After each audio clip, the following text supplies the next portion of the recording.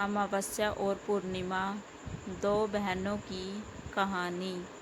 एक राज्य में एक राजा और एक रानी रहते थे, जिनके 4 संतानें थीं, 2 लड़के और 2 लड़की। एक लड़की का नाम पूर्णिमा तथा दूसरी लड़की का नाम अमावस्या था। पूर्णिमा घर के कामों में निपुण थी और घर का पूरा काम करती थी और भगवान की पूजा अर्चना भी किया करती थी। इसके अतिरिक्त वह गौ माता की सेवा भी किया करती थी और उसकी दूसरी बहन अमावस्या ना ही घर का कोई काम करती थी और ना ही भगवान की पूजा अर्चना करती थी और ना ही गौ माता की सेवा करती थी। पूर्णिमा सर्वगुण संपन्न थी, फिर भी राजा और रानी अपने दोनों बेटों तथा पुत्री अमावस्या को ही प्यार किया करते थे और वह पूर्णिमा से प्यार नहीं करते थे, उसके साथ भेदभाव करते थे। राजा के चारों पुत्र और पुत्री धीरे धीरे बड़े हो रहे थे। जब वे बड़े हो गए, राजा ने अपने दोनों पुत्रों का विवाह योग्य कन्याओं के साथ करा दिया। इसके बाद रानी ने राजा से कहा कि अब दोनों पुत्री विवाह के योग्य हो गई हैं और इन दोनों का विवाह भी करा दो। जय शिव शंकर। लेकिन पुत्री अमावस्या का विवाह किसी बड़े खानदान में कराना और पूर्णिमा का विवाह किसी गरीब परिवार में कराना, क्योंकि पूर्णिमा को केवल भगवान की पूजा पाठ करना ही पसंद है और गाय की सेवा करना पसंद है। जय शिव शंकर। अब रानी ने राजा को दोनों पुत्रियों का रिश्ता तय करने के लिए भेज दिया। राजा ने अपने पड़ोसी राज्य में जाकर वहाँ के राजा के पुत्र से अमावस्या का रिश्ता तय कर दिया और वहीं पास के गांव में जाकर एक गरीब परिवार के लड़के से पुत्री पूर्णिमा का रिश्ता भी तय कर दिया। यह सारी बात जाकर राजा ने अपनी रानी से कही तो रानी यह सोचने लगी कि अब देखते हैं कि भगवान इसकी मदद कैसे करते हैं। यह बहुत ही पूजा पाठ करती है और भगवान में मगन रहती है। पूर्णिमा का भाई और उसकी भाभी पूर्णिमा से बहुत प्यार करते हैं, क्योंकि पूर्णिमा उनके घर के कामों में उनका साथ देती है और कामों में न उनका हाथ बटाती है। और यही उनकी दूसरी बहन अमावस्या उन पर अपना रौब जमाती है और घर का कोई कार्य नहीं करती है। जय शिव शंकर। कुछ समय बीत जाने के बाद दोनों पुत्रियों का विवाह हो जाता है। राजा और रानी विवाह के बाद अपनी दोनों पुत्रियों की विदाई कर देते हैं। विदाई देते समय राजा और रानी पुत्री अमावस्या को बहुत सारा धन और दौलत देकर विदा करते हैं और पूर्णिमा को कुछ भी नहीं देते, खाली हाथ अपने घर से विदा करते हैं। इसके बाद दोनों बहनें अपने अपने ससुराल को चली जाती हैं। कुछ दिन बीत जाते हैं और एक दिन अमावस्या अपने घर पर शिवजी की कथा रखती है, जिसमें वह सभी गांव वालों को निमंत्रण देती है और अपनी बहन पूर्णिमा को नहीं बुलाती। जब गांव की सभी औरतें अमावस्या के यहाँ जाती हैं तो वह सब दृश्य पूर्णिमा अपने घर के दरवाजे के बाहर बैठकर देख रही होती है। तब वहाँ से गुजर रही औरतें पूर्णिमा से कहती हैं कि तुम्हारी बहन के यहाँ शिवजी की कथा रखी है, क्या तुम नहीं चलोगी?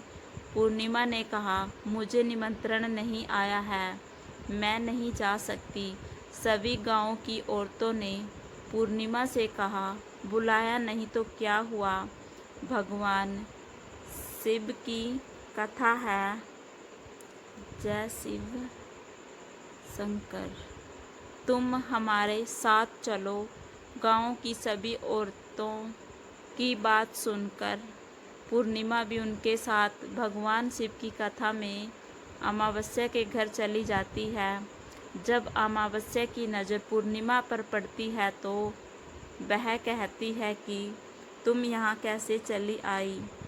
मैंने तो तुम्हें बुलाया नहीं था।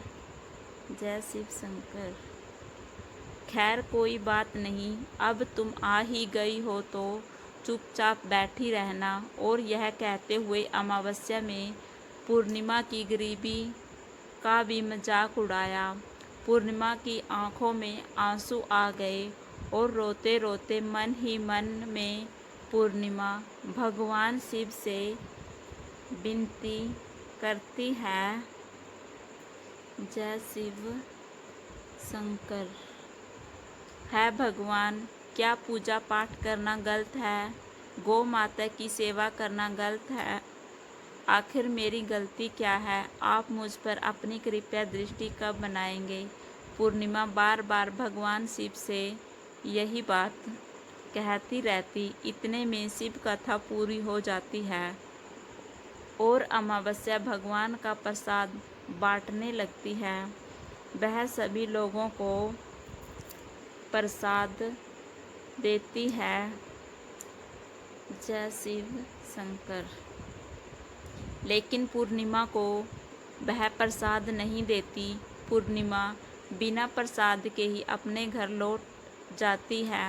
रास्ते में वह यह सोचते हुए चलती है कि यदि बच्चे उससे कथा का प्रसाद मांगेंगे तो वह उन्हें क्या जवाब देगी।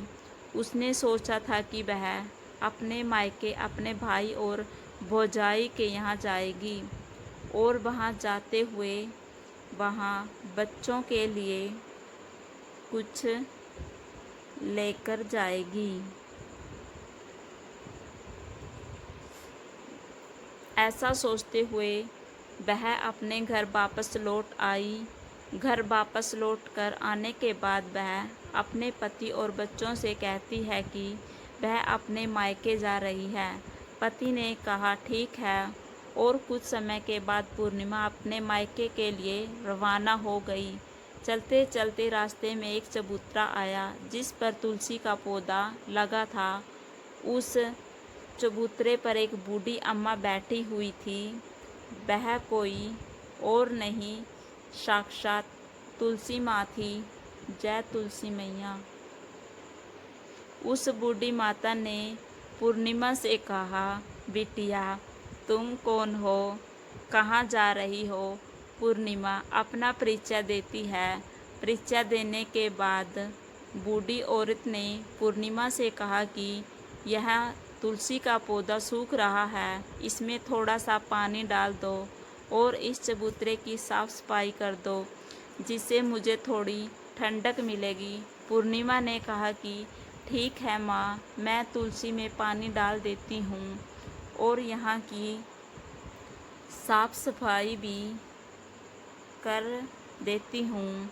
पूर्णिमा ने साफ सफाई करने के बाद बूढ़ी अम्मा को भी नहला दिया और बूढ़ी अम्मा की भी सेवा की, उनके पैर दबाए और बूढ़ी अम्मा से कहा कि माँ जी और बताइए मैं आपकी क्या सेवा करूँ, और कोई काम है तो बता दीजिए, मैं कर दूँगी। बूढ़ी अम्मा ने कहा कुछ नहीं, अब तुम जाओ और वापस आते समय मुझसे मिलते हुए जाना। पूर्णिमा ने बूढ़ी अम्मा से कहा ठीक है माता जी, मैं जाती हूँ, वापस आते वक्त आपसे मिलते हुए जाऊँगी। कुछ समय आगे चलने के बाद एक शिव मंदिर आया। वहाँ पर उसे एक बूढ़े बाबा मिले जो मंदिर के बाहर बैठे हुए थे। वह कोई और नहीं, साक्षात भोलेनाथ थे। उन्होंने पूर्णिमा से कहा कि कहाँ जा रही हो बेटी, तुम कौन हो? तब पूर्णिमा ने अपना परिचय दिया। फिर उस बूढ़े बाबा ने पूर्णिमा से कहा, जय शिव शंकर, इस चबूतरे की और इस मंदिर की सफाई कर दो। तब पूर्णिमा ने मंदिर की और चबूतरे की साफ सफाई कर दी और वहाँ पर पूजा पाठ अर्चना भी की। और साफ सफाई पूजा अर्चना के बाद उन्होंने बूढ़े बाबा को भी नहला दिया और उनसे कहा कि बाबा और कोई काम हो तो बताइए। तब बूढ़े बाबा ने कहा, नहीं बेटी, अब तुम जाओ और वापस आते वक्त मुझसे मिलते हुए जाना। पूर्णिमा ने कहा, ठीक है बाबा, मैं जाती हूँ, वापस आते हुए आपसे मिलते हुए जाऊंगी। आगे चलते चलते कुछ दूर चलने के बाद पूर्णिमा को एक काली जी का मंदिर दिखा। वहाँ भी एक बूढ़ी अम्मा चबूतरे पर बैठी हुई थी। उस बूढ़ी औरत ने भी पूर्णिमा से कहा कि बेटी, तुम कौन हो, कहाँ जा रही हो? तब पूर्णिमा ने उस बूढ़ी औरत को भी अपना परिचय दिया। बूढ़ी औरत ने पूर्णिमा से कहा कि यहाँ पर सभी पूजा पाठ करने के लिए आते हैं, लेकिन मंदिर की साफ सफाई करने के लिए कोई नहीं आता। जय माँ काली, जय शिव शंकर, जय बाबा भोलेनाथ। इसलिए तुम मंदिर की और चबूतरे की साफ सफाई कर दो। पूर्णिमा ने कहा, ठीक है माता जी। और पूर्णिमा मंदिर की और चबूतरे की साफ सफाई कर देती है, पूजा पाठ भी करती है, माता जी का श्रृंगार कर देती है और उस बूढ़ी अम्मा को भी नहला देती है और बूढ़ी अम्मा के पैर दबाती है और कहती है कि माँ, अब कोई सेवा हो तो बताइए। बेटी, अब तुम जाओ, लेकिन वापस आते वक्त मुझसे मिलते हुए जाना। पूर्णिमा कहती है, ठीक है, और वह आगे चली जाती है। आगे चलते चलते एक नदी आती है। वहाँ पर भी एक बूढ़ी अम्मा बैठी रहती है और वह कहती है कि बेटी, तुम कौन हो, कहाँ से आई हो? उसे भी पूर्णिमा अपना परिचय देती है।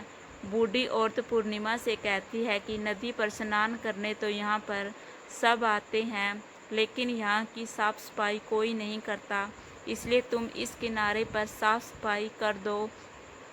पूर्णिमा कहती है, ठीक है माँ जी, और वहाँ की साफ सफाई कर देती है और उस बूढ़ी अम्मा के पैर दबा देती है और कहती है, माँ जी, और कोई काम हो तो बताइए। बूढ़ी औरत कहती है कि कुछ नहीं बेटी, तुम जाओ, लेकिन वापस आते वक्त मुझसे मिलते हुए जाना। और वह नाव में बैठकर नदी के दूसरे किनारे पहुंच जाती है। जय माँ काली, जय गंगे मैया। और वहाँ अपने मायके के घर पहुँच जाती है। वहाँ पर पूर्णिमा के भाई और भाभी उसे देखकर बहुत खुश हो जाते हैं और वे पूर्णिमा की बहुत खातिरदारी करते हैं और उससे बहुत सारी बातें करते हैं और कहते हैं कि बच्चों को भी साथ में लेकर आती तो बहुत अच्छा होता। जय शिव शंकर, जय बाबा भोलेनाथ। ये थी दो बहनों की कहानी।